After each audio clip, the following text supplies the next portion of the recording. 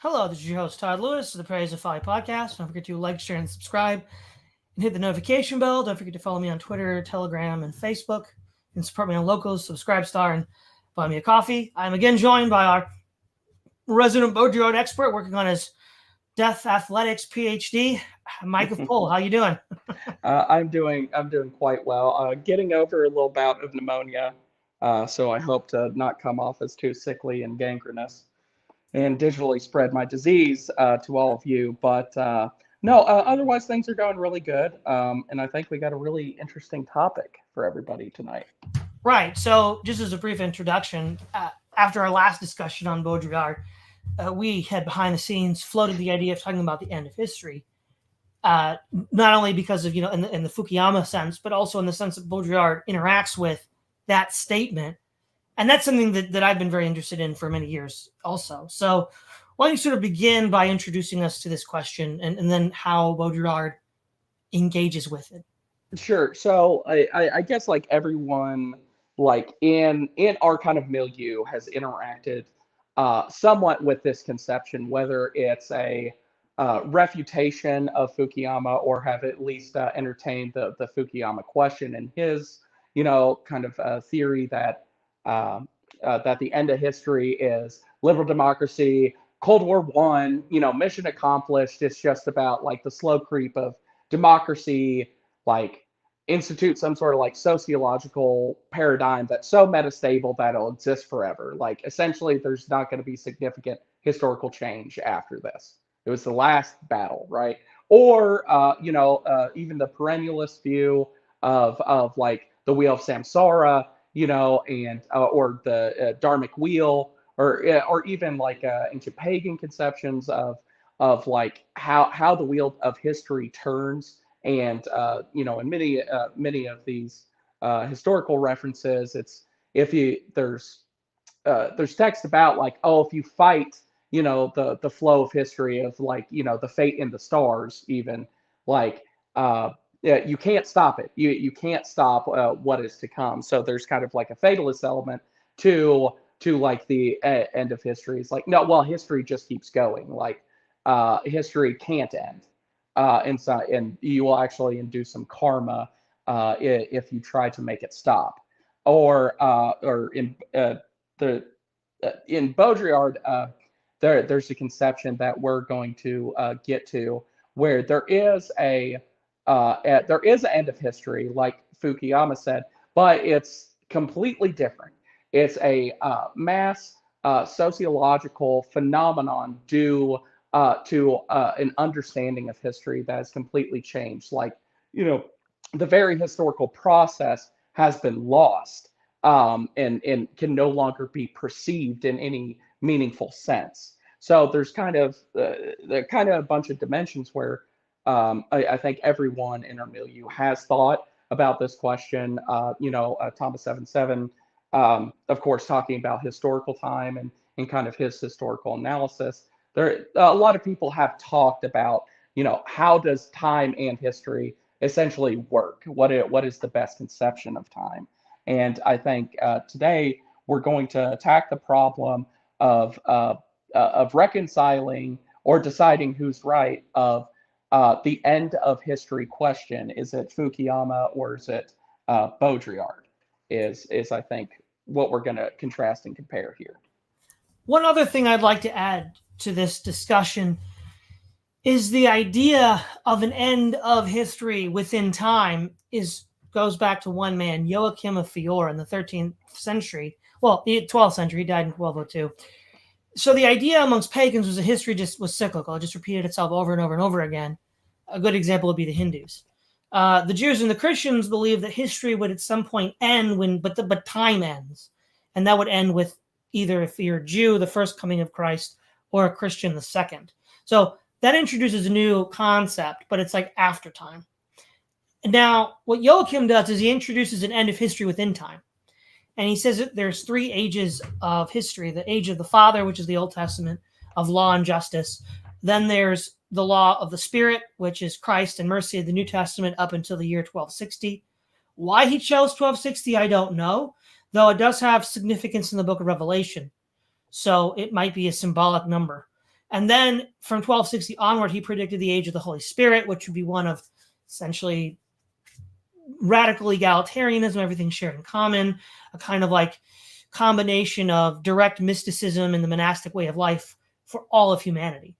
Now, all revolutionary movements afterwards, National Socialism, Communism, Fukuyamaism, are all rooted in that concept that history will end in time. Now, for Joachim, it was some act of God doing it, but for these philosophies, it's some sort of process, some sort of, in this case, technological process. Is there anything you want to add to that?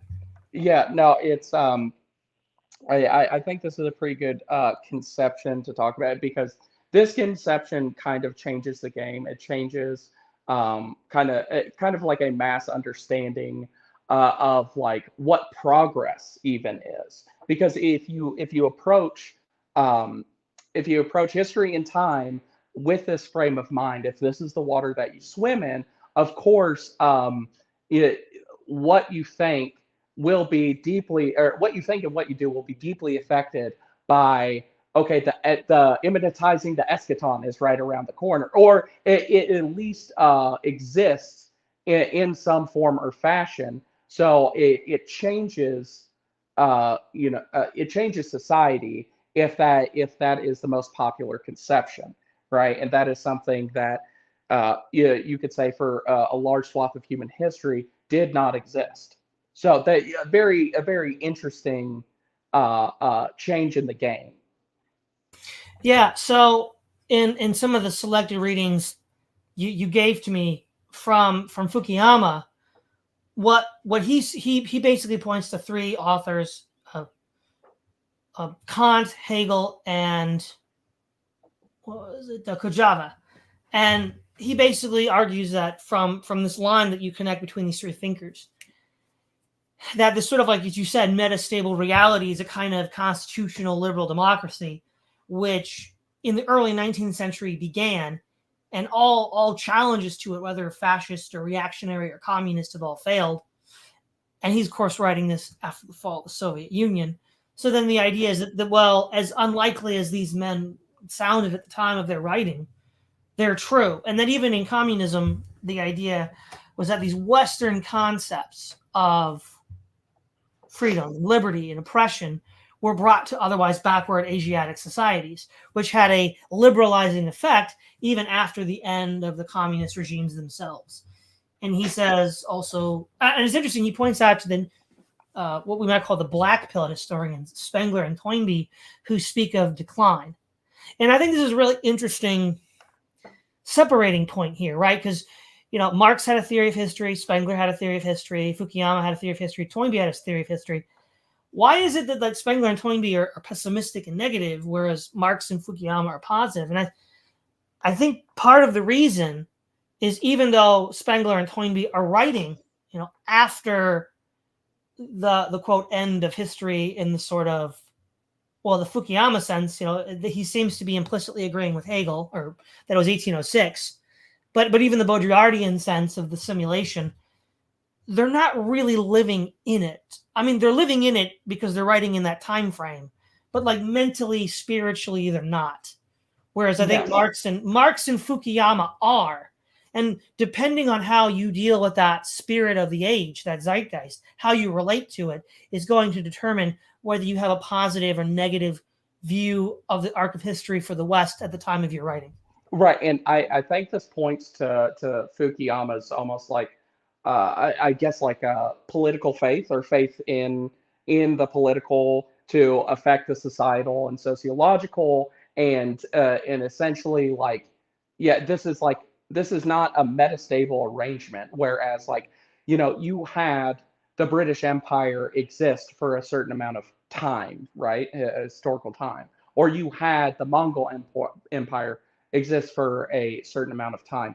That's a metastable arrangement. Whereas Fukuyama has this kind of naive faith that a certain political arrangement, i.e., liberal democracy, actually has so many run-on effects, like towards like individual liberty and like all of the good stuff, that it's not metastable. It's actually rock bottom stable. It reaches x or y equals 0 at the bottom of the graph. You cannot get more stable. And I think this is actually a good point where we should probably read from the end of history and the last man to kind of see where he's connecting these three authors together into this theory or into the support for his claim that uh, sorry, that liberal democracy is the end of history. Like it will be the core of stability for the rest of time. So on page 58, he says Kant was fully aware and he's talking now about the theory of a universal human history. And so this is where he's drawing from to then talk about Kant. Kant was fully aware this idiotic course of things human seemed to show no particular pattern on its surface, and that human history appeared to be one of constant warfare and cruelty. He nonetheless wondered whether there was not a regular movement to human history such that what seemed chaotic from the standpoint of the single individual might not reveal a slow, progressive evolution over a long period of time. This was particularly true in the development of man's reason. No one individual, for example, could expect to discover the whole of mathematics, but the cumulative character of mathematical knowledge allowed each generation to build on the accomplishments of the preceding ones. Kant suggested that history would have an endpoint, that is to say, a final purpose that was implied in man's current potentialities and which made the whole of history intelligible.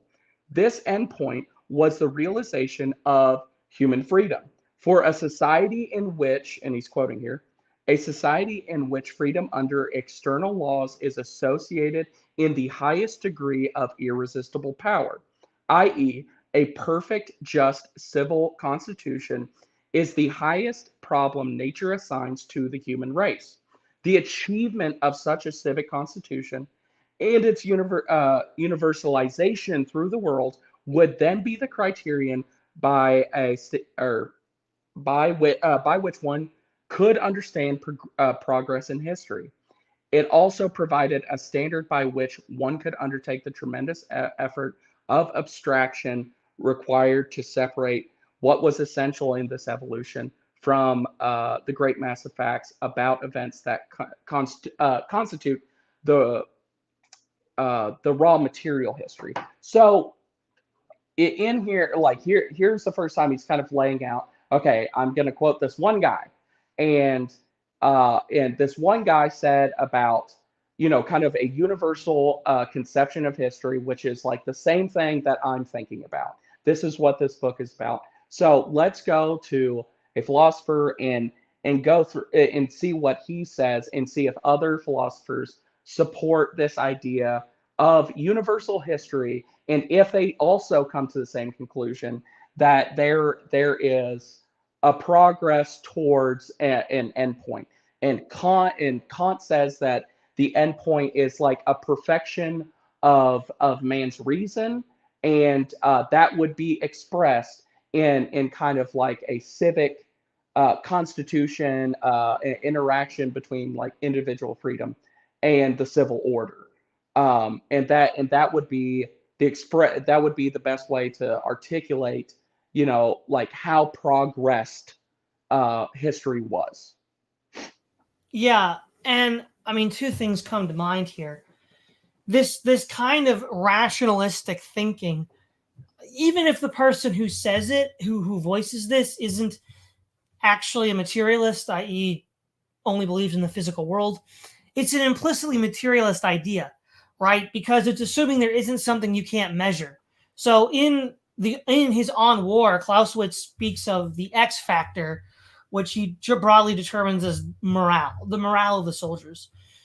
It's something you can't measure, and many battles have gone in unexpected ways based on the morale, which is only known hindsight after the battle. So, for example, right, on paper, the Afghan army in 2021 was better equipped, better motivated than the Taliban. But the X factor was all in the Taliban's favor, and they won in like 2 weeks. So that's one element. It's just refusing to admit that there's an X factor. And then Thomas Nagel, the philosopher of mind who writes Mind and Cosmos, says that we have methodologically excluded mind from the equation of our science. And he says we're reaching the limits of that. That we're now reaching problems that can only be solved by reintroduction of the mind. And that's why the subtitle of the book is called Why the Materialist Neo-Darwinian System is False. Yes. So basically, this is a kind of earlier Enlightenment position, which Fukuyama is articulating, which is just denying the place of mind, and that both Clausewitz from a military objective perspective and Thomas Nagel from a philosophy perspective are saying, well, you can't actually do that. Yes, so you're exactly correct, right? Fukuyama, quoting Kant here, is saying that the civil order, and it is an expression of the progress of man's reason built up over time, and this reason, right, or this accumulation of reason and its expression in civil order is perfectly knowable, perfectly calculable, right? It is a known material quantity, right? And this is Kant's conception. This is Fukuyama's agreeing with this conception. 100% material, and does not account for any particularities that have to deal with subjectivity, right? There is at no point are any of these Enlightenment philosophies actually articulating this kind of like, I guess the human subjectivity, like human as a feeling subject, and how that is irrational, incalculable.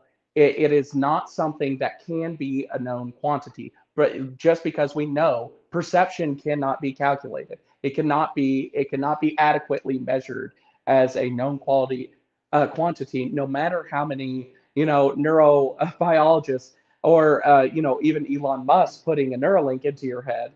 Like this is not something that is knowable. Or at least that's my conception.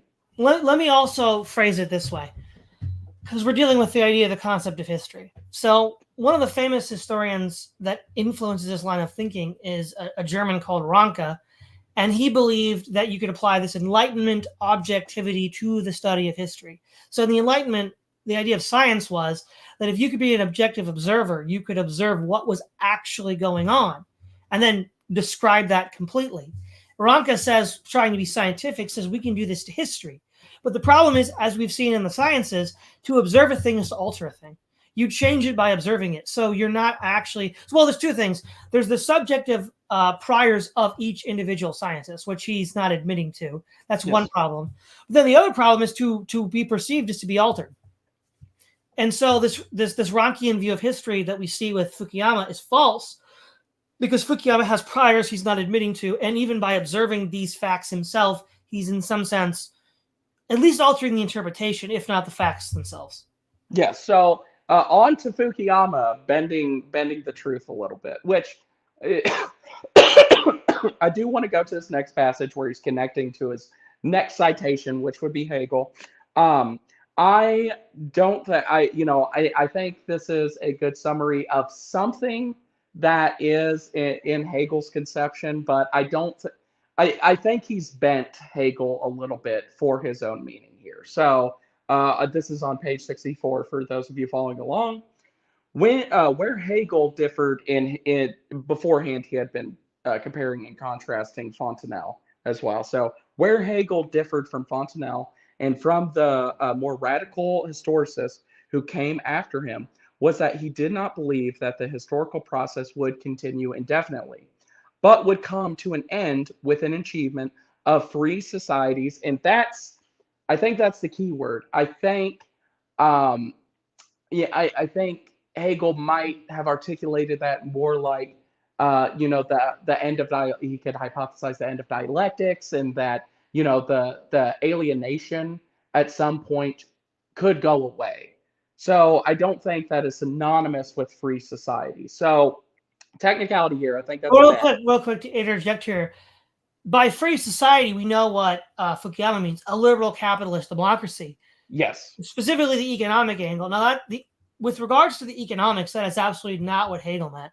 The German idealists, of which Hegel was one of the leading philosophers, were more in line with a kind of autarkic, protectionist economy. Yes. So already off base in a couple ways, and you can kind of tell this passage is a little bit of a stretch, but he's touching onto something. He just really articulated it in the most devious way possible. To continue, but would come to an end with the achievement of free societies in the real world. There would, in other words, be an end of history. This did not mean that there would be an end to events arising out of the births, deaths, and social interactions of humankind, or that there would be a cap on factual knowledge about the world. So Hegel is disagreeing with his previous citation here. It's um, whereas before he was saying Kant, well, no, there's going to be an endpoint of the perfection of man's reason. Whereas here Hegel is saying no, like there's not a cap on functional knowledge that can be gained. Well, then you're not having a perfect reason. So there's small disagreement between even the people he's citing there. Um, sorry, out of the birth, and social interactions of humankind, or that there would be a cap on factual knowledge about the world. Hegel, however, had defined history as the progress of man to higher levels of rationality and freedom. So he does agree that there is a progress of rationality. But I think freedom, he's bending freedom in there. He's taken that from somewhere else. Whereas I don't think Hegel would have articulated it this way. Well, not only that, Hegel believed that the Prussian state was the god in history, which is a very illiberal institution. Exactly. So, and this process had a logical terminal point in the achievement of absolute self-consciousness. Okay, that's fair, because then that would be Hegel, right? So if you were to alter Fukuyama to something that's actually closer to what Hegel might have been articulating, it would be that the end of history is actually the end of self-alienation, right? Where most or all people no longer experience this process of alienation, and therefore do not go through this process of antithesis or thesis, antithesis, synthesis, right? Like that process does not exist in the human condition anymore. So then again, like this is a very weak sauce. We can already see Fukuyama's argument he's kind of fumbling the bag here, because he didn't have to include like Hegel in his articulation of the end of history, except for what he actually said, and say like, oh, Hegel did believe in an end of history in some sense. That would have been good enough, but you were so dishonest to actually put words in his mouth. Okay, what are you doing here, bud? Well, I mean, I think we know what he's doing. But, yeah, we know what he's doing. We know. But the thing is, okay, so yeah, there's a kind of like vulgar understanding of the end of history, which people have made fun of Fukuyama for. Now, he's not articulating this vulgar like event stop. He just said that. But that there'll be no new syntheses, that there'll be the end. Well, he seems to contradict himself on whether rational thought will end. But, I mean, within the last 5 years, we've seen that this is bunk. We've seen that there are new social. So you could argue that whatever we want to call the BRICS alliance, it is a synthesis of the thesis of communism and the antithesis of liberal democracy, because the Soviet Union collapsed and the Chinese Communist Party reinvented itself, both of which were responding to the antithesis of liberal democracy. Right. So even in this conception, right, the alienation has not gone away. We've obviously not perfected, this pure rational process of mankind, because things, although nothing ever happens, things are happening, and there is a core realignment of different geopolitical, social. I mean, just look at the social order, your geopolitical point. I mean, that disproves that already, because we're already seeing the machinations of powerful men in other countries, the BRICS nations, start to move in a direction to hedge against like large geopolitical change. I mean, point made perfectly.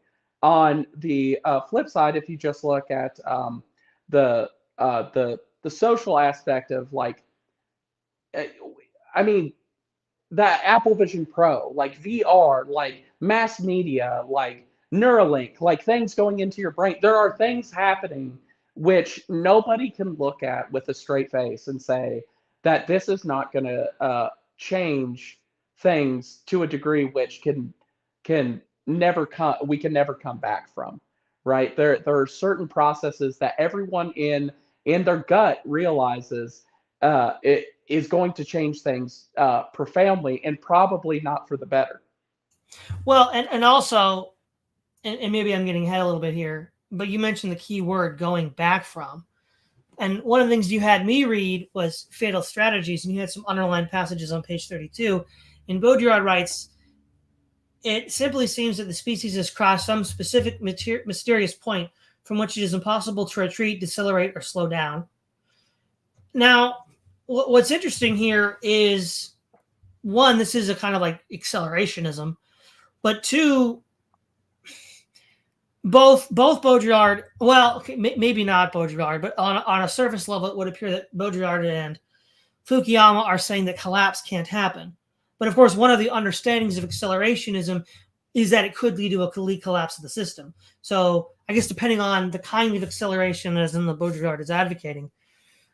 Oh well, it's kind of well, it's different for Baudrillard, right? Because I mean, in the rest of Baudrillard's like theory at large, it's kind of like as we've discussed before, it's actually a post-apocalyptic conception, right? So this point he's making in Fatal Strategies is supporting the different symptomologies that he makes in the rest of the book, Fatal Strategies, of the like living after the death of the human subject, right? And Baudrillard boils this down to semiotics. He's a semiotic theorist, and his basic conception is pointing out a bunch of these symptoms and saying, well, it looks quite obviously like the root cause of this is that man's relation to meaning, how man makes meaning, means that man has lost all subjectivity and that we are living in the post-apocalypse. So like in some sense, free will has been given away from humanity to other processes. Like, and your point about accelerationism, right? It's Nick Land, said in his I think it was a 2017 interview with who's that blonde guy who's really cringe on Twitter. He's got calf slash ack in his bio. Frick. What Don't is know. his name? But he was an early kind of like accelerationist nerd, and he interviewed Nick Land, and Nick Land in there said, what you're doing is falling into the human security system. I think, like, and Nick Land is saying, I think that essentially what has free will in history now is actually capital and intelligence production. This thing that has exteriority to humanity. That is what I'm concerned with analyzing, because I think this object is actually what has free will, and that's what he's analyzing. And this is in agreement with Baudrillard. What Baudrillard says, like, oh, history is lost, is like Baudrillard is actually lamenting the fact that he recognized, years before Nick Land ever came around, that, oh man, we've given our free will, like even the possibility of having free will or subjectivity in any sense, to objects, right, to processes. These things have totally taken over, and like if history is to do anything, it's involved with these things that have agency in that system. we have devolved to cogs in the machine, mostly like being stimuli interpreters that spit out an output. Whenever we put the Skinner box in front of our face, or back in his day, it would have been just mass media, radio, and the new paradigm of perception management. So a couple interesting things here. One, this idea that Baudrillard is pointing at even before Nick Land, that Nick Land calls it techno capital, but that capital is, we've ceded our free will to capital and it's thinking for us. One, Uncle Ted writes between these two authors. That's what he says. So he's right. Two, in light of the Marxist critique of capital, this is quite interesting because what Marx says is capital, once it exists, has a sort of logic to it, the logic of capital, that those who have it, in order to keep it and expand it, have to conform their behavior to it. Now, even those that don't possess capital have their behaviors warped and shaped by it on at least a twofold basis. Those who do have capital compel them to submit to the logic of capital. And then if you use the produce of capital, railroads, telecommunications, all of these things that wouldn't exist in a pre-capital society, you've sort of voluntarily ceded your will. It's like, well, for the sake of convenience, that's sort of what Uncle Ted's getting at. You cede yourself to this. And, depending, I don't want to get into the AI question right now, but it's almost like we have the manifestation of the free will that we gave to it in capital itself. Yes. Okay. So we're getting, you have just built the corpus. Like Fukuyama is he points out three people, and End of History is human freedom, and supported by these three thinkers, and I'm going to expound upon why they're right. Whereas and that boils down to basically a political formula, right? The reason, or the best way we can articulate the end of history is by looking for signs in this political formula and how it, and reasoning ourselves to the conclusion that it's not metastable, it's rock bottom stable. Okay, and that's going to be essentially like a permanent arrangement, for the rest of quotes history.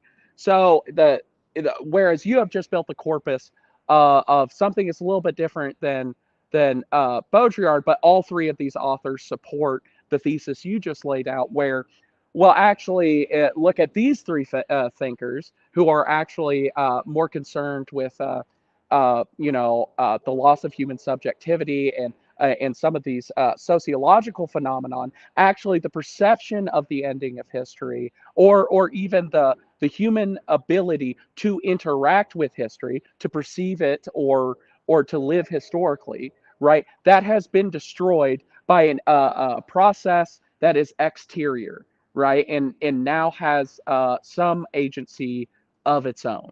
So whereas I think Baudrillard is more chiefly concerned with like the end of history to make a single point where it's like, no, this is just supporting the point where there's a perception change where like history is done, and he still in later works has some hope for reigniting the human subject, right? Hoping that it will come back.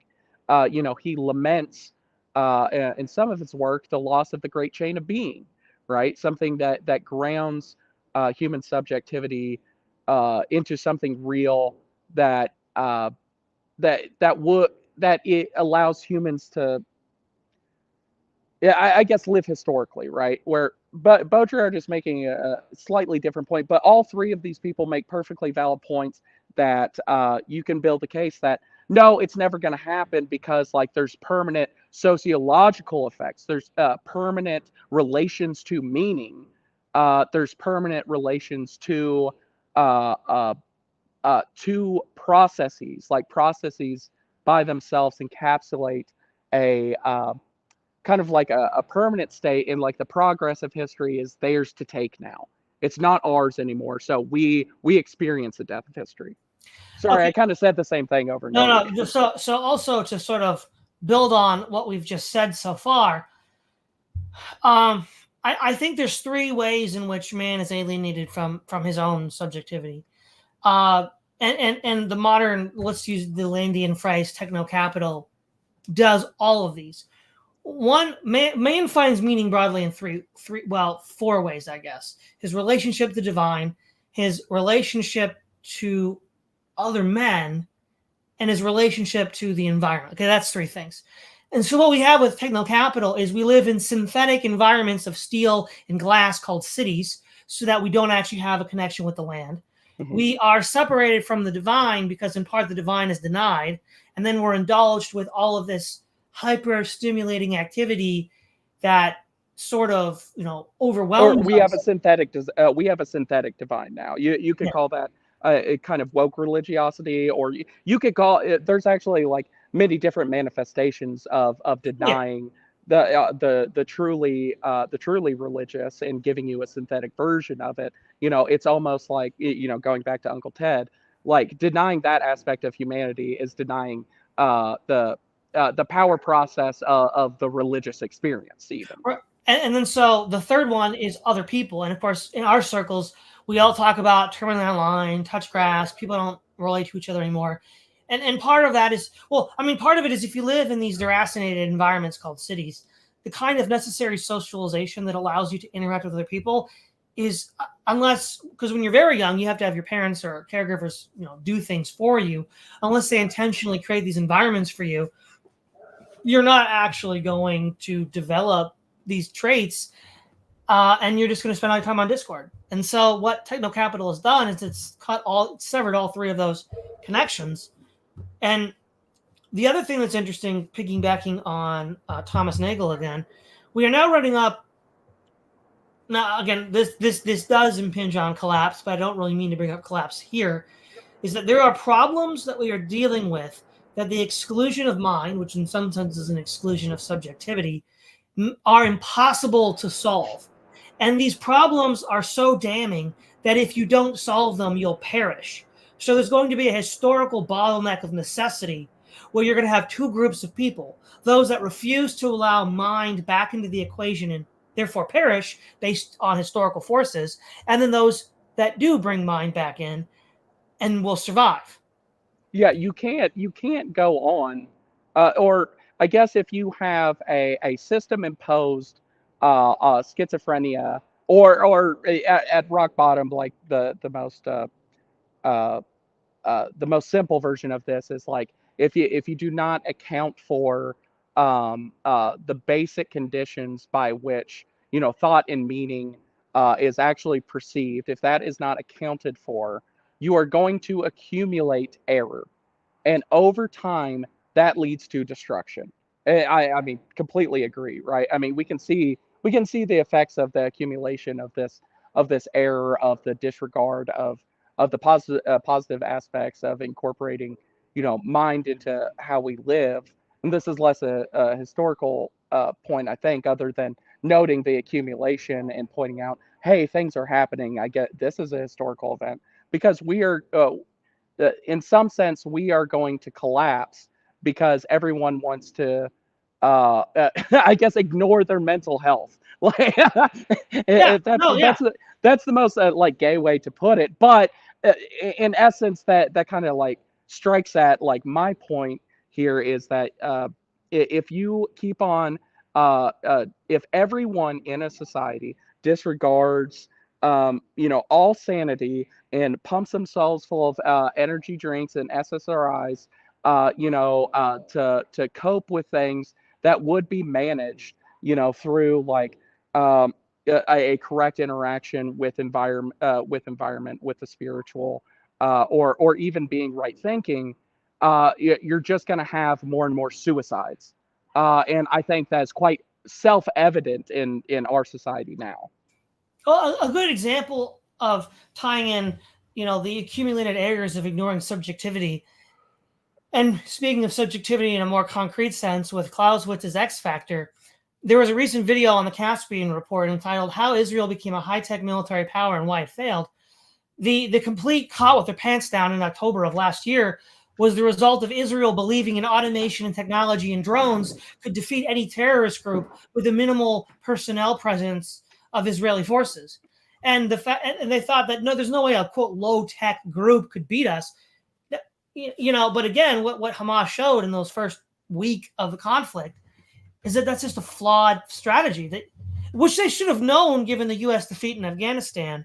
Or to bolster your previous point, if you yourself do not account for if you are continually going down the track of progress and eliminating human subjectivity from the living condition of your society, how likely are you to actually key into that as a factor, during like terrorism or a conflict, right? You're not, because of the water you swim in, you're not likely to think like, no, like these people like are, these people just over the border like have quite a rigorous, sense of identity and of their place in time, and they very much want revenge for this historical process that's happened over time. So it's like you're definitely not going to account for the subjectivity during conflict. Yeah. Now, in one of the sections you had me read, there was a quote from Zanetti. A painful thought past a certain point in time, history has not been real. Without realizing that the whole human race seems to have suddenly left reality behind. Everything that is supposed to have happened since then would no longer be true, but we wouldn't be able to realize it. Our task and our duty would be now to uncover this point, and until we did, we would have to persist in our present destruction. See, this is a really interesting quote, right? Because for me, what got me on this track in the first place was in 1998, I started playing the video game Age of Empires, which introduced me to ancient history. And so I started reading history from the beginning because that's where I was introduced to it. And as I got closer to the 21st century, by the time I got to college in 2006, I'm more or less caught up. And I'm just like, something radically has altered in the last 150 years. That what is the processes that are going on are not like any other process that we have seen before. Now, in the one hand, Zanetti might be saying that in a sense, given the framework that we have, humanity might mean the human race rather as a whole may not see this dividing point and then not see, of course, then the history that would have happened. Now, okay, that's fine as far as that goes, but one might take that a little more stronger, and I'm not sure if that's how he wants us to take it, that nobody could see it. And I'm like, well, not so fast. I think I saw it, because one of the things that was so frustrating to me is I was still acting in history as if history had not ended, but everybody else around me was acting as if history ended. Yeah, I think his point is something to the effect that there is a changing in the water that we swim in, and in mass, like there is a perceptual reality that has shifted, where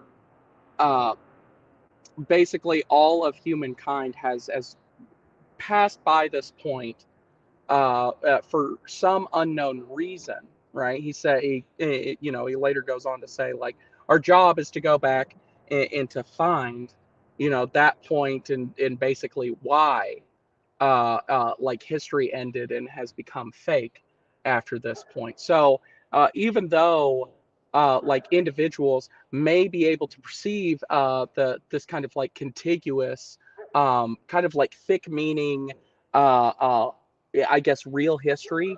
Yeah, it is real. This perception that it is real, right? You as an individual getting like to see that other side of the coin. It's like, well, that doesn't change anything, because the rest of the world is going to move by as if history is fake.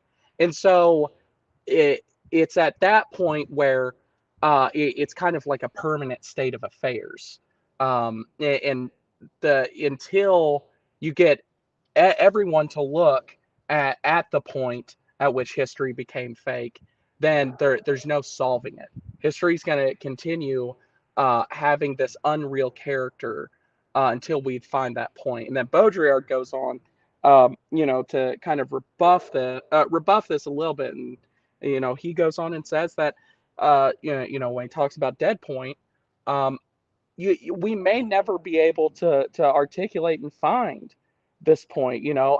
Baudrillard is blackpilling, and I think I can just read this section. So from Baudrillard, dead point, the dead center where every system crosses the subtle limit of reversibility, contradiction, and doubt, and enters live into non-contradiction, into its own exalted contemplation, into ecstasy. Here begins the pataphysics of systems. This logical going beyond, this escalation, incidentally offers some advantages as well, even if it is always even if it always assumes the form of catastrophe in slow motion, as is the case for destructive and strategic weapon systems. At the point of the overcoming of destructive forces, the war scene is over. There is no longer any useful correlation between the potential for annihilation and its objective. So it becomes senseless to employ it. The system dissuades itself. Sorry. This paradoxically beneficial aspect of dissuasion, there is no more space for war.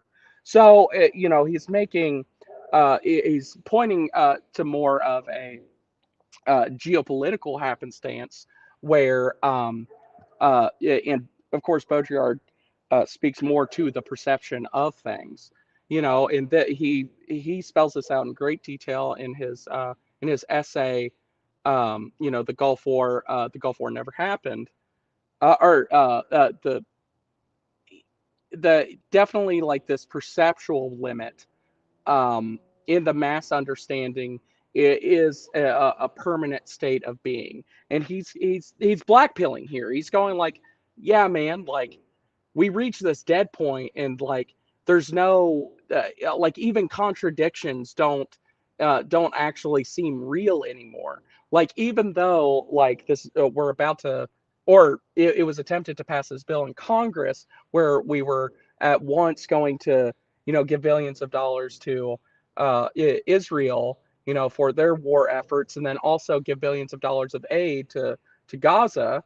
It's like even this contradiction, everyone accepts as it has this like logic of non-contradiction. It's unreal.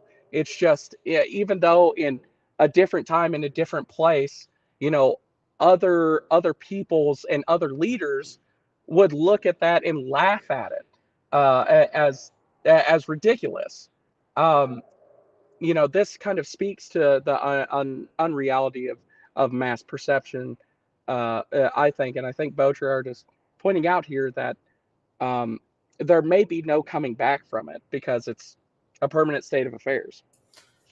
Well, I don't know if Baudrillard ever talks about his own personal belief about the divine or the spiritual, but what I think, okay, and this is kind of go out here on a limb a little bit, but what I think is going on is that, going back to what Thomas Nagel said, where we've see, that's the important word here. We've excluded mind from the theory, methodologically, right? Because so you could even have theists, but they'll exclude, because the new atheists say, well, we're all methodological atheists. Well, in a sense, they're kind of right, because all of these technicians, even if they claim to be some flavor of theists, will methodologically exclude mind from what they're doing. In most cases, maybe not all cases, but most cases. And I think what we see here is you're going to be blackpilled if you're methodologically a materialist, because you are going to run into unsolvable problems. And these unsolvable problems, which in philosophy and physics Nagel talks about, he argues can only be solved by an appeal to mind. But if you are methodologically or a priori unwilling to go there, I think that default makes you blackpilled, and that might be where Baudrillard's coming from.